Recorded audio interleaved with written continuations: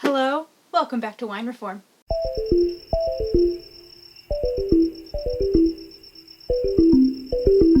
So, today is a very exciting day because it is my first day back in the new year. I will say nothing about the new year, not gonna jinx it, we're not doing that. Anyway, since it is the new year, it's dry January for most people. I personally do not partake, not because I think it's a bad idea. I think if you want to participate, absolutely go for it.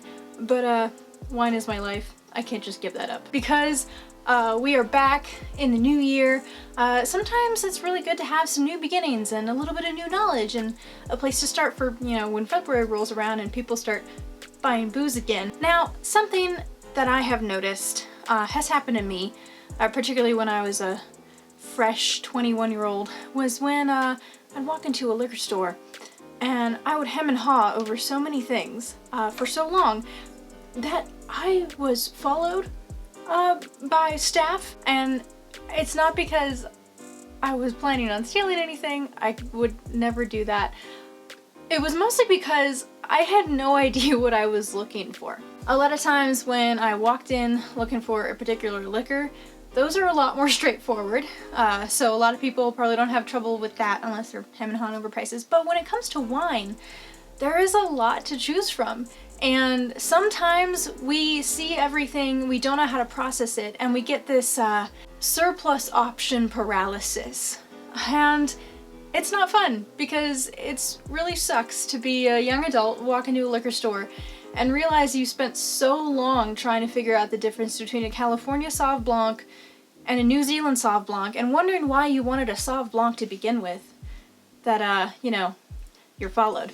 Without further ado, I would like to present to you guys my 6 steps for choosing a wine when I have no idea what I'm looking for. Step 1. Know your basics. A lot of times, if you are not a well-versed wine drinker, you don't know what's out there and you don't know if you're gonna like it or not. However, there are a few basic wine types that are pretty standard. I would start with explaining the reds. These are all my opinion. The 3 basic reds are Cabernet Sauvignon, Merlot, and Pinot Noir. And then know your whites. So the 3 basic white wines are Chardonnay, Sauvignon Blanc, and Pinot Grigio. And then finally you have rosé and Prosecco. And I say those 8 wines are the basic wine types, and if you just look for one of those, you're probably good to go. Number 2. What's your wine for? Some of us, we like to just get a bottle of wine because we go, I like that, I'm gonna drink it.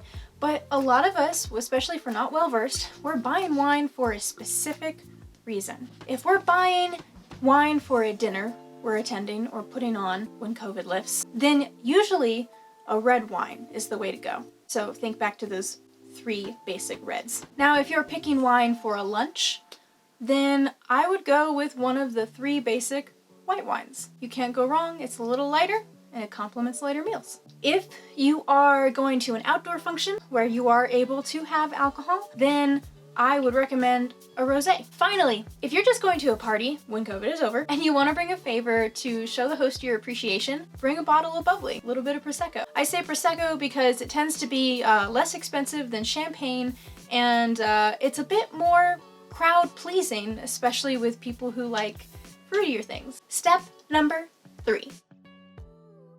Think about your price range. The price range I recommend for wines, especially if you're not exactly sure what you're going for, is any wine that's anywhere from $10 to $20. $20 being the max I would spend. And the reason for this is because really good wines can exist within the $10 to $20 price range. Stick to that price range and you're guaranteed, almost guaranteed, to find something that will be a pleaser.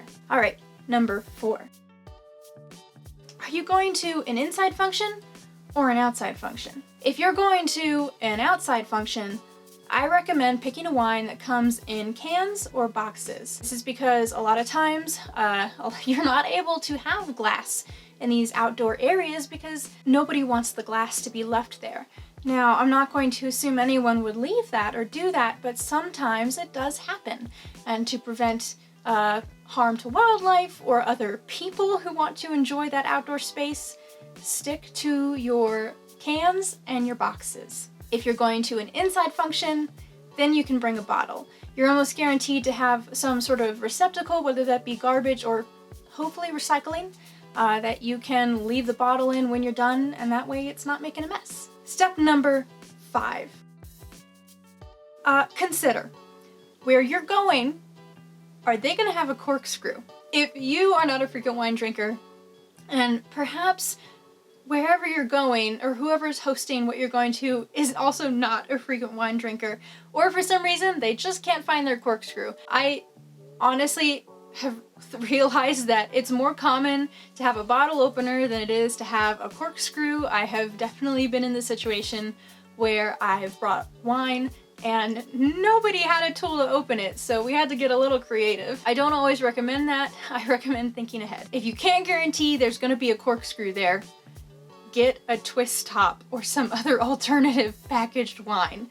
That way you don't need any other tools to get the vino open. If you can't guarantee there's gonna be a corkscrew where you're bringing the wine, just get a wine that's corked. Don't worry about it. Do whatever you want. Now, those are all some basic, guidelines to help guide your thought process when you're walking through a liquor store or a wine store and you're trying to figure out what to pick. But when all else fails, number 6.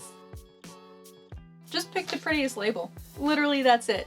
I have found so many great wines just by picking it up and going, ooh, that looks very pretty. I'm gonna buy this one. Prophecy Wines and Dark Horse, I'm looking at you. So, for some reason, if you're feeling super duper indecisive, even though you've gone through the 5 previous steps and you still can't reach a consensus, there you go. Pick the prettiest label. That has been my 6 steps for picking out a wine when you're not sure what to get. If you guys have any more suggestions or questions, leave them in the comments. I actually really appreciate getting to read through them. Shout out to Scott because I'm super duper happy you tried out the wine salts. I love that kind of enthusiasm, and it's really exciting to get to talk about the results of, our wine discoveries. It is the new year. So I've restructured my channel just a little bit. I have found that I cannot keep up with the 2 videos every other week schedule. I'm gonna try to stick to the 1 video a week posting on Friday because I have exciting news. I am moving on to the Wine and Spirits Education Trust Level 2 certification in wines, which means that I will be able to bring even more in-depth knowledge to you guys.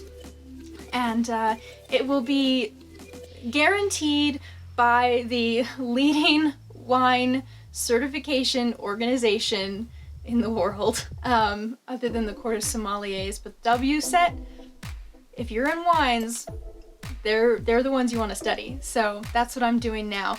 And that is why I will be taking a step back from 2 videos every other week and going back to 1 video a week.